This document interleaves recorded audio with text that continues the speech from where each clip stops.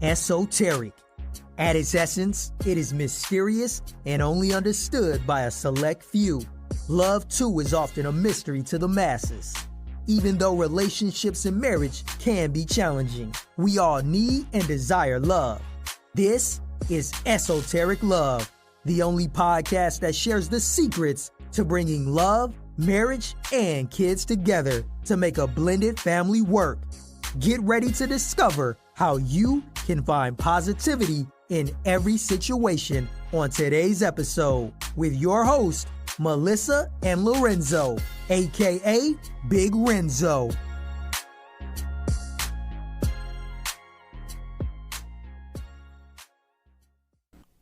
What up, y'all? It's your boy Lorenzo, aka Big Renzo. Hey, what's up? It's your girl Melissa, and we're here with another episode of Esotericlove. So, today's episode, we're going to talk about something that a lot of people don't know they're in, but they are. But no, we're going to discuss toxic relationships. This is something, like I said, a lot of people don't know that they're in it because it's the norm for them. Whether they've been in several toxic relationships or whether it's their first toxic relationship, they don't know that they're in it. So we're just going to, discuss that and, see where y'all at with it. This is something that I actually dealt with myself.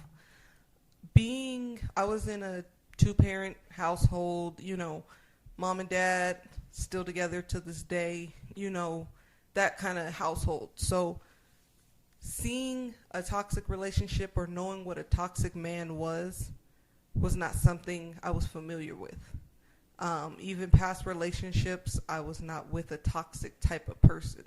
So red flags, didn't know they were red flags, kind of let them go over my head, kind of just overlooked them, things like that. So, that was something that I dealt with, and that was really hard to deal with, but I did. And I did. See. Daddy's Little Girl, sorry. That's the movie, Our Favorite. Okay, go ahead. I'm sorry. He's so crazy. But yeah, so this episode's going to be a little, different than what we usually are doing, but it is important to get out there and, acknowledge so people know, and even if we, save one person or help one person, our job is done, so that's what I feel.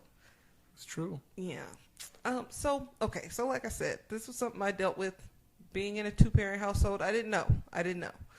And growing up, I wouldn't say that I was bullied or anything like that because I had a bigger brother. So yeah, nobody's running up on you anyway. You want to hit people with bats and baseball gloves and anyway. I'm sorry. You can tell your story. No, but I wasn't bullied or nothing like that because I had an older brother. So it was either girls wanted to be my friend because they wanted to talk to my brother, or guys were scared of my brother because he was so big, or they wanted to talk to my sister. So nobody was bullying me, but I didn't always feel the prettiest or feel the best or whatever you want to say. And I can't say that I even grew up with low self-esteem because I had a dad that, like I said, he's always said I'm a princess, I was beautiful, gave me all those great, that whole foundation to know that you're worth something. So I can't even say that. It's just, so I can't really even explain how I felt growing up, but it was maybe not how everybody else would feel oh, I'm just the prettiest girl in the world. That wasn't it. So, so growing up, I was cool. I still had a lot of friends, hung out with everybody. I was nice and all that good stuff. But anyways, fast forwarding to an adult. I've had boyfriends. I've had people I talk to or whatever. But did you do the nasty? No. Okay. Really? We want to start? We said this is going to be a different episode. And you're right. And you're starting. But no. So, yeah. So, pretty much, I don't, because I don't want to use the word low self-esteem. But let's just say lower or higher than low self-esteem. So pretty much, but I still had boyfriends. I still talked to people. I had a regular, adult life. Like, it was regular. But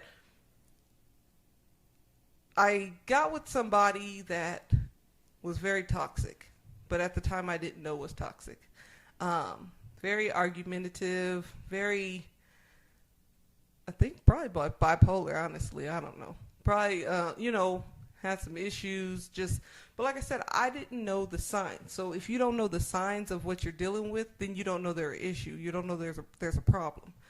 But there was a lot of arguing, a lot of back and forth, a lot of just lying, a lot of finding out about cheating, finding out about just stupid stuff. Like, it started off with just dumb stuff, just little lies that creeped up to big lies, to lies about, like, who says their brother is in jail and got stabbed and they got to go see them just to go cheat? Like, just go cheat. Like, I don't know. Oh, that man was a storyteller, wasn't he? Like, I don't know. Like, who does all that? Like, who? Like, oh, I got locked inside of a window for overnight. Like, just stupid stuff like that kind of stuff. But like I said, I didn't know a liar. I didn't, like, experience that. I didn't have to deal with that before. So I did not know that that's what was in front of me.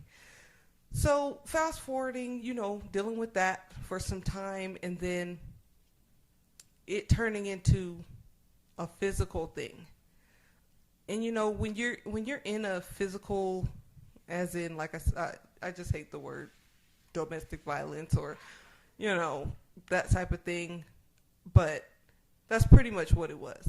So dealing with the physical type of situation, you're like, wait, what just happened? Like, hold on, especially when it's the first time. Like, wait a minute. I know that that's not right because that's not what I've seen growing up. But wait, what's going on? Like, that's how it was when it first happened. So the first time it was, I don't even know. It was an argument about my cell phone, like who I was talking to and, that type of thing. For some reason, I don't know why, but I had 2 cell phones. And like I said, I don't know. I don't know why I had 2 cell phones, but I did. And he broke one of them. And I'm like, okay, what are you doing? Like, he broke one of my cell phones because he was saying I was talking to somebody, which I wasn't, but whatever. And then he goes into, I don't want it to get dark, so I don't want to, like, explain everything, but he goes into pretty much trying to choke me. But as we said in different episodes, I'm not your basic, like, oh, help me type of person or frame. So it wasn't, so of course I'm going to fight back, pretty much. I'm going to fight back. But pretty much he was trying to choke me. We started fighting because I wasn't about to deal with that. And I grabbed something, tried to stab his eyeballs out. It was kind of just like it just happened so fast. Happened so fast that I ran outside, called my god sister. She's like, wait a minute, what's going on? Like, that's not normal. That's not what's supposed to be going on. So I get back in the house later on after I come back, I come back in, and then it's like, okay, we get in the bed and go lay down. Like, that's not normal. Like, that's not normal. No, that's not normal at all. That's very, very, very toxic. But like I said, you don't really know when you're dealing with it. So, it happened a few times. It happened a few times. It was always just like, this is why I say bipolar, because it would just happen out of nowhere. He would be fine, and then it would just flash out of nowhere. And I remember another time we're sitting down. No, we were I don't know, whatever happened. We were standing up or something talking, but he goes to push me. And I'm like, stop pushing me. Why are you pushing me? So he goes to continue to push me. And that's something that's always bothered me as a child, is like anybody trying to get in my way, anybody trying to like nah, like that kind of kid thing bothers me. So there was an iron on the floor, because I think he was ironing or something like that. So he pushed me about 6 times before I got to the point where I was like, okay, this ain't gonna work. Pushed me by the iron, picked up the iron, burned his neck off. Like, that's just like, and so this is, at this point, I'm like, okay, this is turning me into this kind of person that I don't want to be. I'm not about to be in a relationship that I got to fight, argue, and do that every day. Like, I'm not going to do that. But like I said, it was still just like okay, well, maybe he'll change. That's how it was. Maybe he'll change. Maybe he don't know what he's doing, even though he's a grown man. Maybe he don't know what he's doing. Maybe it was a bad day. You start making excuses for the situation that's going on. And that just wasn't right. So the last straw was, like I said, it had happened several times in between that, but the last straw was pretty much, I was sitting down, we were talking about, just talking, and then all of a sudden, he just completely flashes again, and then again tries to choke me. So now at this point, we're on the floor, fighting on the floor, and I just start swinging, because at this point, I don't know what I'm going to do, but I got to figure out something, because I'm not about to pass out and die. So I just start swinging, pretty much. So I connected a few times in the mouth, enough to get me away so I can get up and run. So I ran to my sister's house. She lived close to where I was at, same apartments that I lived in. I get up, ran to my sister's house, left my baby there and everything, but, and then so that was my last straw, because I was like, this is not it.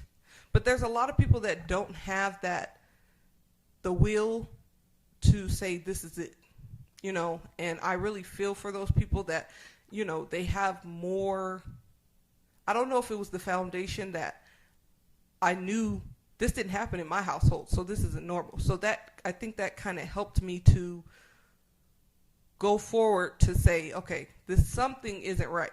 There's some people that maybe have seen that in their household, so therefore they feel like that's normal. So they're going to keep being in that situation because they feel like it's normal, but it's not. You have to really know that fighting, anybody putting their hands on you, fighting, it's different ways, verbal, mental, physical, they're all ways of abuse.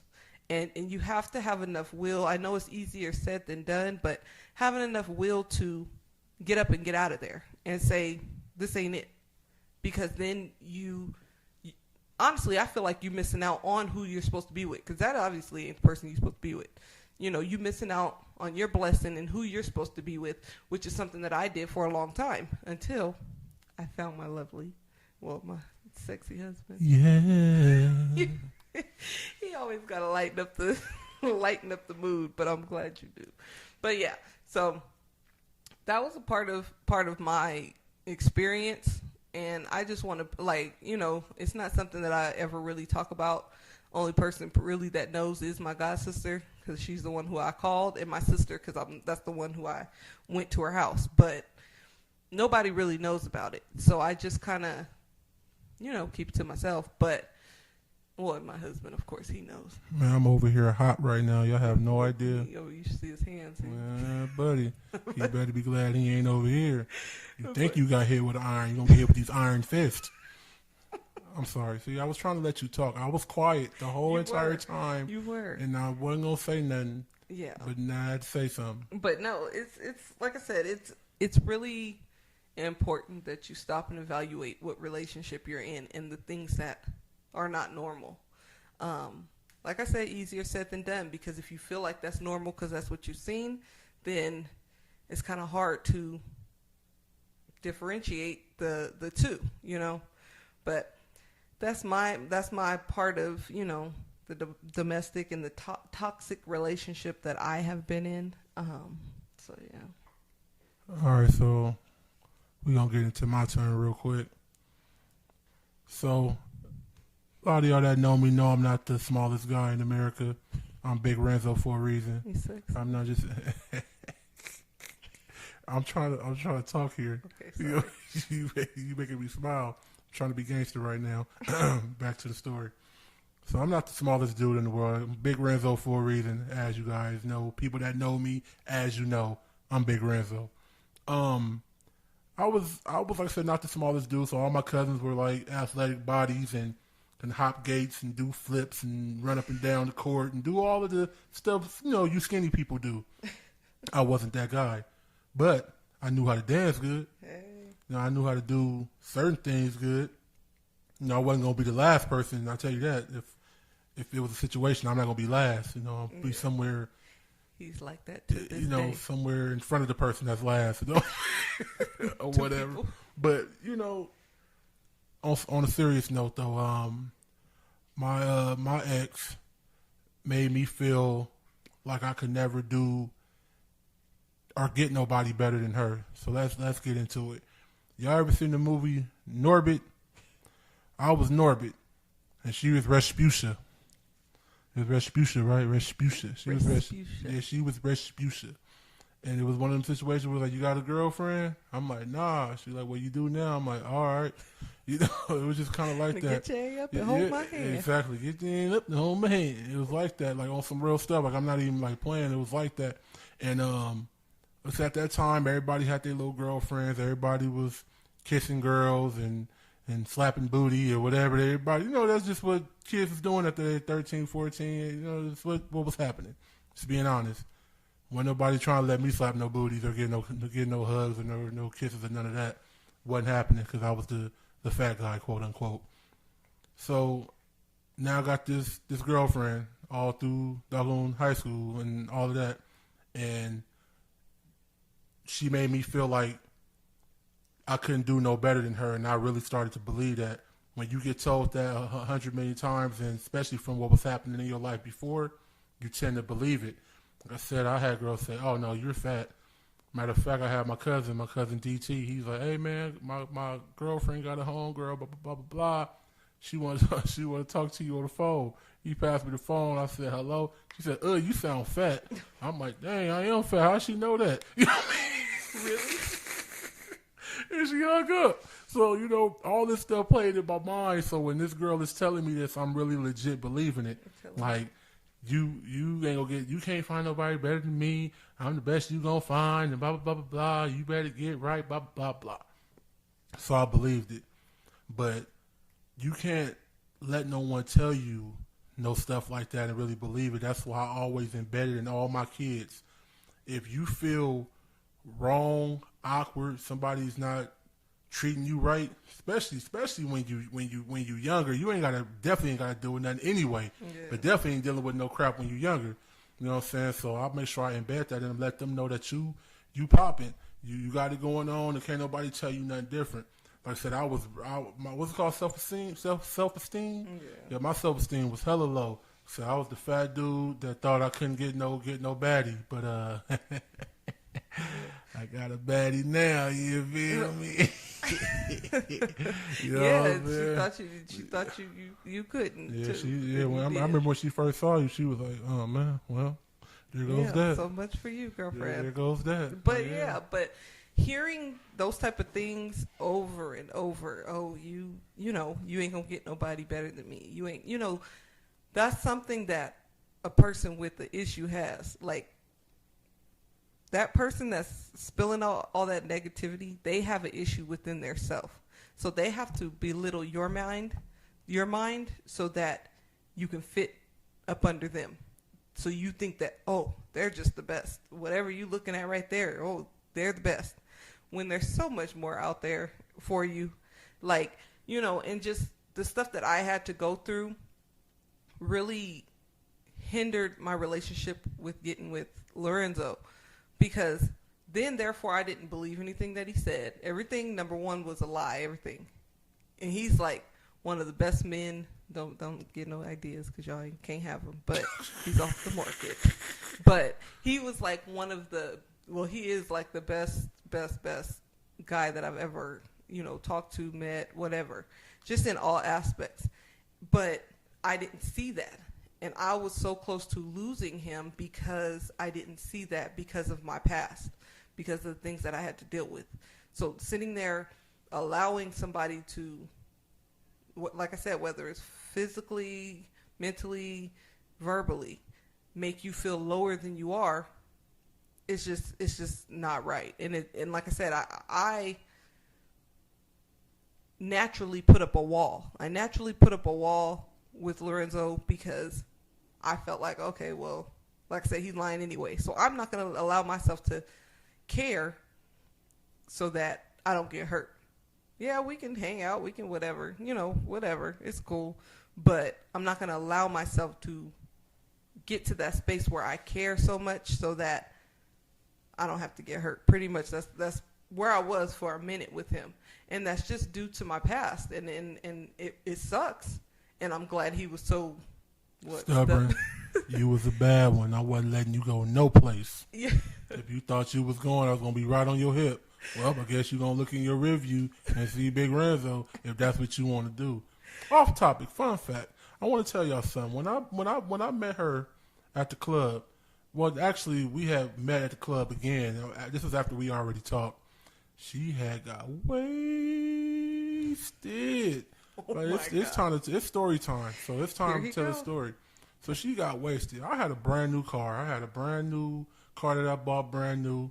It was a Malibu. And I don't let nobody drive my car. Nobody drive my car. But she had got super wasted. She got to go to work. I mean, no, you didn't have to go to work, did you? No, I had to go to work. She didn't. She had to go home. We was in Long Beach, and she had to go to Upland. So I'm here with my cousin. I'm like, man, my girl, she's drunk, man. She's drunk. You going to have to drive my car, and I'm going to drive her car and get her to the house. So you got to know I love this girl, but I let my cousin drive my car. Man, I ain't let nobody drive my car. I let him drive it all the way to Upland. We like drive. She in and out. She's in and out like sleep. Then she wake up like, when you done driving my car? Fall back to sleep. Wake up. What you doing? Why am I in the passenger seat? She fall back to sleep. I'm like, man, if you don't be quiet, I'm doing you a favor. You shut your mouth. How about that? You know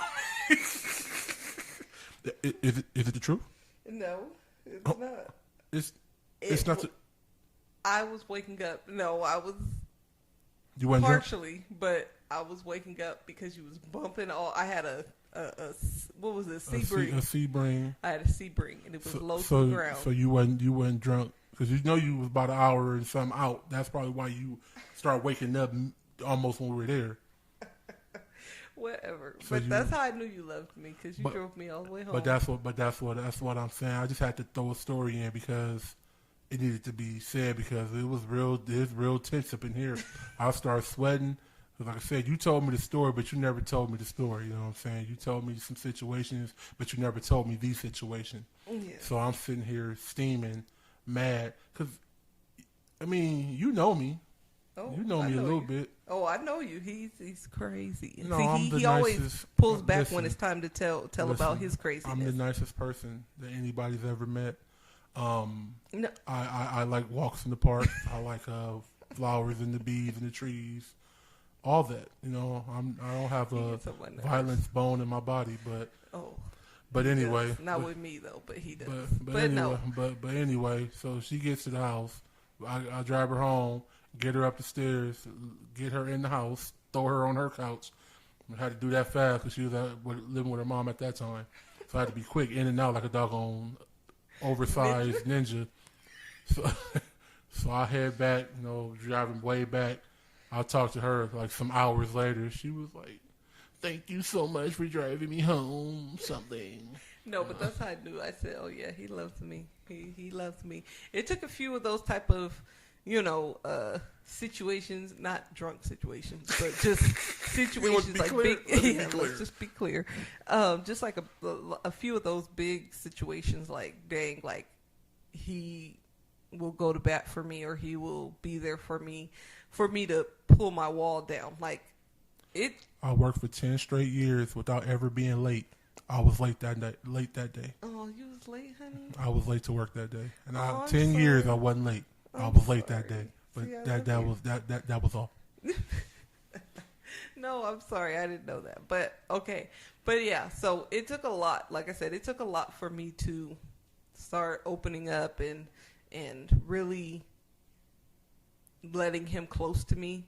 So just just know that there's damage done with those type of things. You think, oh, okay, I don't care if you called me fat. I don't care if you called me ugly.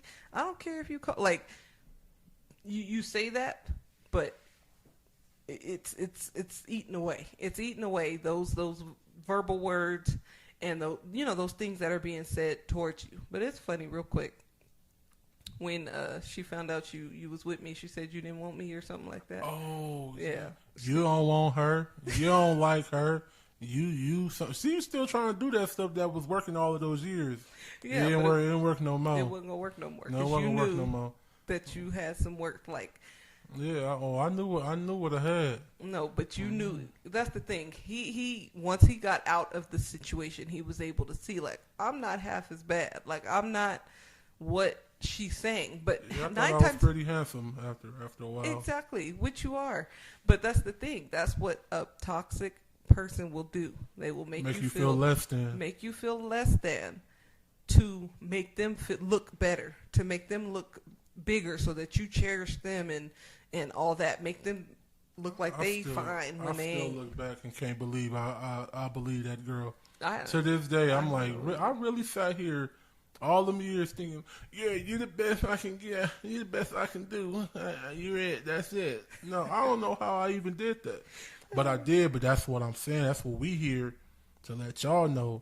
Don't let nobody make you feel less than. Yeah, exactly. If you feeling less than, you can be out there. If you feel less than, you could be out there. Bars. Man, you know about it. But just to reevaluate your, like I said, if you have a thought that you're in a toxic relationship, if you have thoughts that you're in a toxic relationship, just reevaluate things. Know that you are worth it. You know you are worth being with somebody better. That you'll do fine. Like I said, I know the thought in your head is how am I gonna sustain my life, or the things that I used to do. How am I going to be by myself, or why I don't want to be by myself, and blah, blah, blah. All that stuff. One of the things I thought about too. I'm like, I got to go move back home with my mama. I'm like, this is going to be crazy. But hey, you gotta know what's the right thing to do. Sometimes you gotta bite that bullet. You're right. You gotta do it. Like, even if you don't want to, like, you like, man, I got these kids. We got this spot. What I'm gonna do? Once I was in that situation, had a kid and had a spot that I had paid for and all that, but I had to get on. I had to do what was best for me. Yeah. And my was it mental health? And my mental health, yeah. That's it. Coming home, you angry all day. You angry, or you upset. You like, who wants to work all these hours, come home to somebody yelling at you or talking crazy to you? Like, just those type of things. Like, really reevaluate what you're going through, and know that, like I said, it's easier said than done, but it can be done. Absolutely. And just know that. But I just wanted to put out there, some traits that are traits of toxic relationships. So, resentment, dishonesty, jealousy, controlling behaviors, toxic communication. So if y'all ain't able to communicate like normal people, there's a problem. But anyways, lack of support. So you say, oh, honey, I want to go back to school, or honey, I want to do this, babe, I want to do that, and they're finding every reason why you can't. That's a problem. It's a subtle problem that you may not understand, but it's a problem. Like, because that's what I'm saying. The toxic relationship doesn't want you to be ahead, doesn't want you to be better, doesn't want you to get to a point where you wouldn't need that person. They don't want you to get to that point, because then they think, oh, I'm going to start thinking about leaving that person or whatever, which may not even be the case. Like, we both are, in our marriage, we are both reaching for the hills. In whatever lane we're in, we're both trying, and we're both going to support each other. And that was absolutely. And that was the difference that I knew. That I knew things were different when I got with him, because I'm like, he's like, yeah, what do I need to do to help you? Whatever to make it easier. And, and like I said, I'm the same way with him.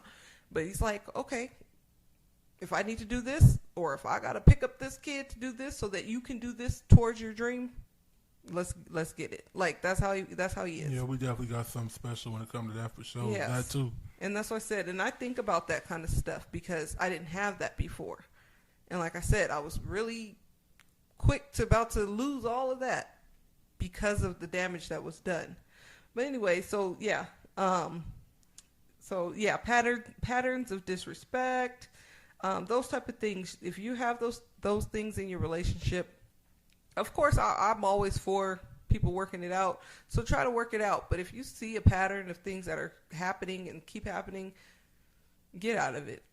Find that person you're supposed to be with, or learn to love yourself first. Learn to love yourself, and then you can allow somebody to love you. And I'm going to leave you guys with that. Facts. I like that. You know what, wife? I like the way you talk. I sat here and I was mad though, but I sat here and I listened and I enjoyed it. But we got another episode that's coming to an end, and I'm gonna let my wife let y'all know where y'all can find us at. Hey, so I want you guys to reach out to us. Follow us on Instagram, which is Esotericlove00.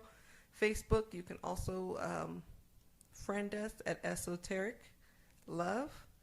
And, just like I said, leave the comments, leave your input, anything you want to leave, pretty much, as long as it's positive. Even if it's negative, whatever, But no, mainly positive stuff, leave it to us and let us know how we're doing, questions you want answered, topics you want discussed, let us know. We're here.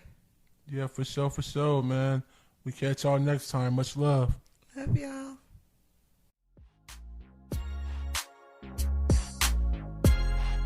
You were just listening to Esoteric Love, the podcast. Don't forget to follow and subscribe to the podcast. Any questions or any topics you may have, hit us up on Instagram at Esotericlove00. That's Esoteric Love, ESOTERIC Love 00.